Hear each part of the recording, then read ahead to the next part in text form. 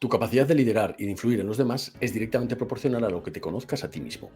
Hoy quiero hablarte de cómo puedes multiplicar tu influencia personal y convertirte en un verdadero imán para las personas únicamente realizando un ejercicio simple de introspección. Suscríbete si es el primer vídeo que ves en este canal porque viene mucho contenido sobre liderazgo las próximas semanas. Y sin más, arrancamos. Y a modo de introducción quiero compartirte una anécdota muy personal. Hace unos años tenía un jefe muy autoritario y yo por ego, cada vez que interactuaba con él, era una explosión. Es decir, era un castigo tratar con él y entiendo que para él también tratar conmigo. Cada vez que iba a hablar con él se ponía a la defensiva, yo por ego no cedía y eso, estábamos en una situación de bloqueo ahí que cada interacción era un suplicio y además nos íbamos a casa con pensamiento rumiante. Un día hablando con mi amigo Chema Muñoz, que es psicólogo y con el que tengo un podcast, me comentaba que tenía que buscar nuevas estrategias de interacción. Y desde ese día empecé a centrarme más en qué era lo que yo hacía, lo que yo emitía cuando hablaba con él, para que esa persona se pusiera a la defensiva. Estaba centrándome mucho en intentar cambiar a la otra persona cuando en realidad yo podía cambiar muchas de las acciones que yo hacía para proyectar una cosa diferente y obtener una cosa diferente. Muchas veces nos centramos en cambiar a los demás o en echar la culpa afuera, cuando realmente tenemos muchas acciones que nosotros sí que podemos hacer. Y además, las relaciones, como veremos en episodios posteriores, son las relaciones que tienes en tu entorno, son lo que emites y lo que permites. Es decir, eso que tú emites es lo que atraes y además, si no pones límites, pues la gente abusa o te trata de una forma determinada porque tú te estás tratando de esa forma determinada. Entonces, hay muchas acciones que nosotros podemos realizar y cuando me di cuenta de esto, empecé a ponerme en su piel, en sus zapatos, y me di cuenta que él lo que tenía realmente era una inseguridad muy grande. Lo suyo era inseguridad, y cuando yo iba, en algunas ocasiones quizá demasiado fuerte a hablar con él, esta persona se ponía a la defensiva. Eso hacía que se volviera autoritario porque precisamente pues, se ponía a la defensiva y yo, por ego, no me bajaba del carro. Y eso generaba una situación de bloqueo. En el momento en el que yo empecé a buscar nuevas estrategias de interacción, me di cuenta que cuando yo me aproximaba a él con buenas formas, relajado, sin ir a la defensiva yo, o sin ir demasiado contundente quizá para decir las cosas, siendo más suave, su reacción también cambiaba. Con esto quiero compartirte que tenemos mucho que hacer en nuestras propias acciones, decisiones, emociones, el control de nuestras emociones, en cómo gestionamos nuestro propio pensamiento, nuestras creencias y cómo actuamos con respecto a ellas para cambiar los resultados que obtenemos. Por eso, en este vídeo quiero compartirte 3 cosas muy sencillas que puedas llevarte un resultado de este vídeo y que puedas aplicar mañana mismo, ¿vale? Así que vamos con ello. Desde el punto de vista de la psicología cognitivo-conductual, el autoconocimiento sería la capacidad que cada uno tiene de entender cómo nuestros pensamientos, creencias y emociones afectan a nuestras acciones, nuestras decisiones y nuestras relaciones. Es decir, la capacidad que tenemos de hacer ese trabajo de introspección para darnos cuenta de cómo afecta nuestra propia forma de pensar a los resultados que obtenemos en el exterior. ¿Y por qué esto es tan importante en el siglo XXI y mucho más si lideramos a otras personas? Porque en medio del caos en el que nos encontramos, la mayoría de las personas actúa por el ciclo que vimos en el episodio anterior de emoción-acción. Es decir, se les provoca una reacción emocional y ellos actúan con respecto a esa emoción.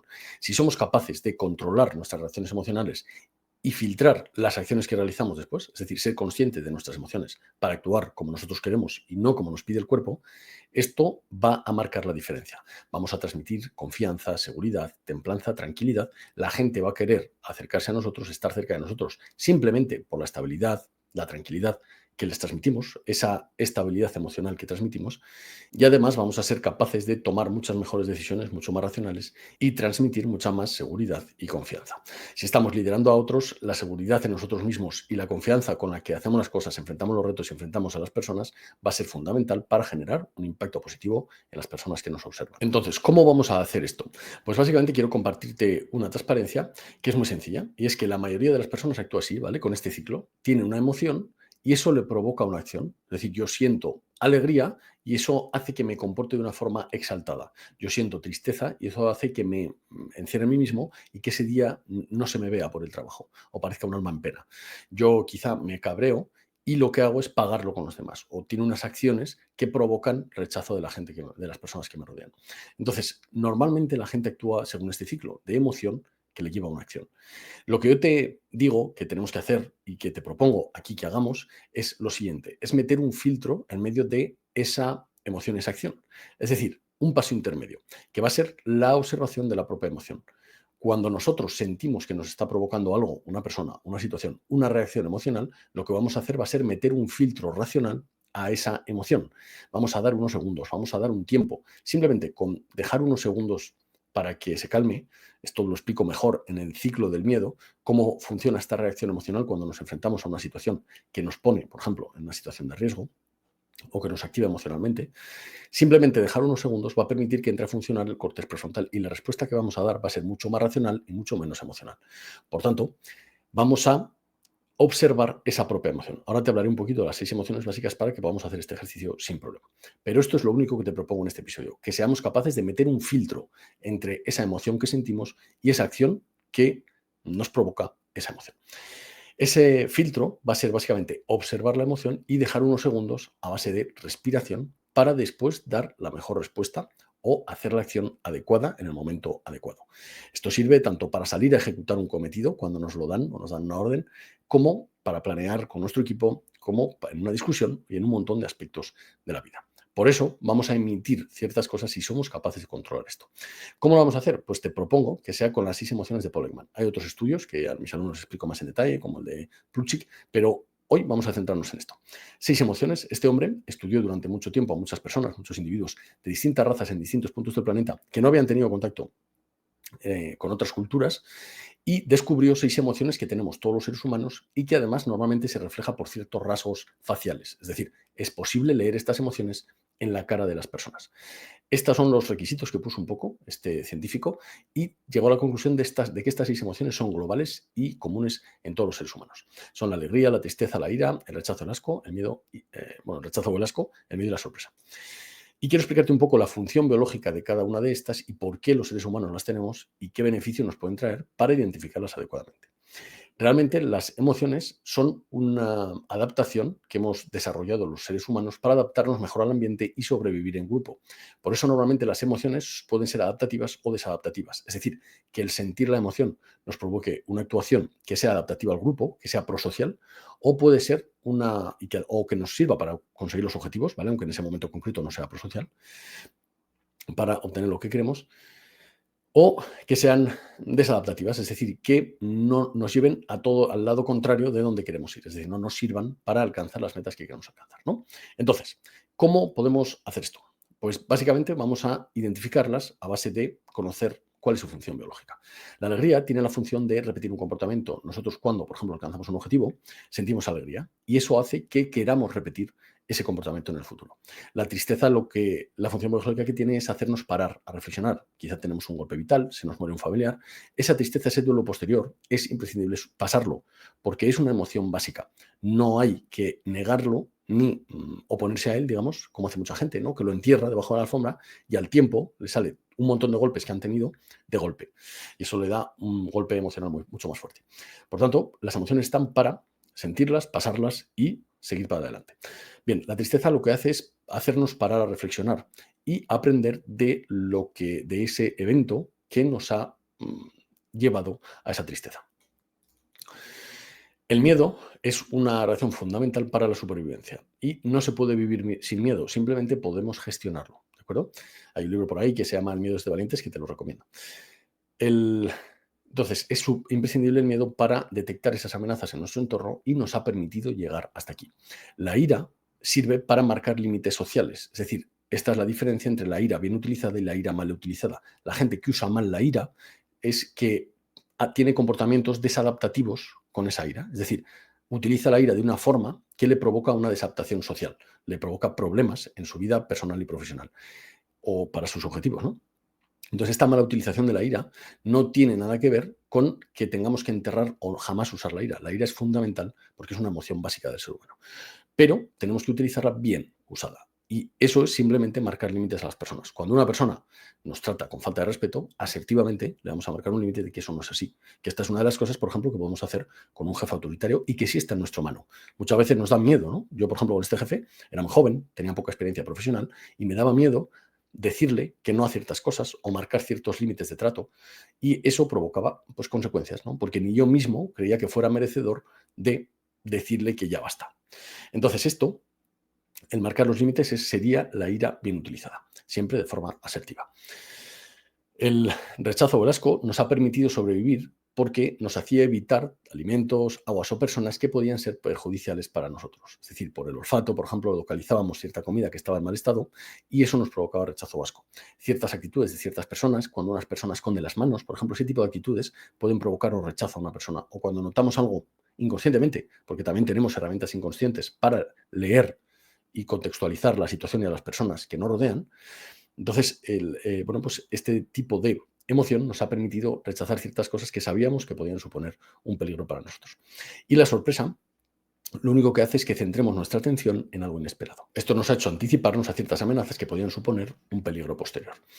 Y hasta aquí esta parte, y ahora te quiero proponer un ejercicio. Y básicamente es que juegues durante las próximas semanas a identificar las emociones que sientes en el día a día. Únicamente este juego de identificación nos va a permitir observar la emoción cuando surja. Si yo estoy hablando con mi jefe, que es autoritario, o con un compañero de trabajo, y me provoca una reacción emocional, que puede ser de rechazo, puede ser de ira, voy a ser capaz de observar esa emoción. Puedo observarlo como si fuera una tercera persona y viera la situación desde fuera.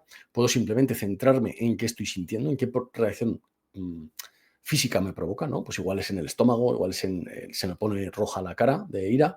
Pues este tipo de observación y dejar unos segundos para dar una respuesta y no una reacción, esto nos va a proporcionar muy buenos resultados en nuestra influencia personal. Así que durante las próximas semanas te animo a identificar las emociones. Y te comparto rápidamente dos reflexiones finales. Warren Bennis dice la siguiente frase: conviértete en una persona que merece la pena seguir, empezando por conocerte a ti mismo. Muchas veces nos centramos, como decíamos, en intentar cambiar a los demás cuando hay miles de acciones que nosotros podemos hacer para controlar nuestra propia gestión de la situación y de las personas.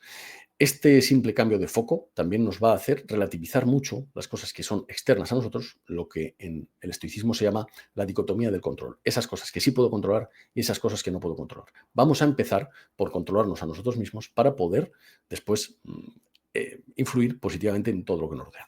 Yo siempre digo que el liderazgo empieza siempre dentro, ¿no? Esto lo dibujo siempre en una pizarra como círculos concéntricos. Hasta que no hemos llenado plenamente nuestro círculo, no podemos emitir nada hacia afuera y por tanto no van a querer seguirnos hasta que emitamos esas cosas positivas hacia afuera.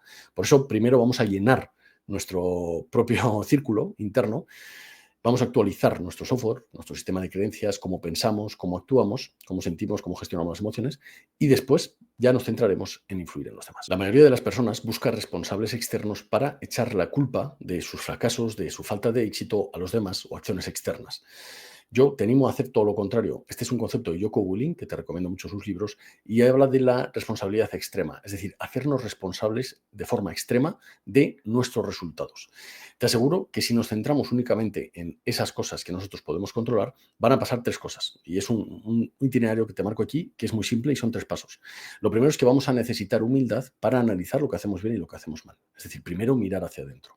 Esto, como te digo, precisa de humildad. Es decir, si no tienes humildad, no estás abierto a aprender y a absorber nuevas formas de hacer las cosas y a ver los errores de lo que hemos hecho. Una vez hemos analizado este error, porque somos humildes y hemos mirado hacia adentro, vamos a sacar lecciones y la siguiente vez que apliquemos, vamos a aplicar todos esos aprendizajes ya en la propia decisión y en la propia acción. Y esto nos va a llevar a nuevos resultados. Te animo a aplicarlo en tu vida personal y profesional. Y déjame contarte una anécdota, porque en multitud de ocasiones en la vida profesional me han dicho que tenía mucha suerte con mis unidades, que siempre me tocaba gente buenísima en mis unidades. Y es cierto, siempre he trabajado con gente con mucha potencia. Pero también es cierto que yo hacía muchas cosas en la sombra que sé de buena tinta que mis compañeros muchas veces no hacían. Entonces, como decíamos en el capítulo anterior, toda consecuencia ha tenido una causa inicial. Y muchas veces esas causas no se ven y te van a decir que es suerte. Pero en la sombra vas a hacer muchas cosas de trabajo interior y de trabajo exterior que los demás no están viendo.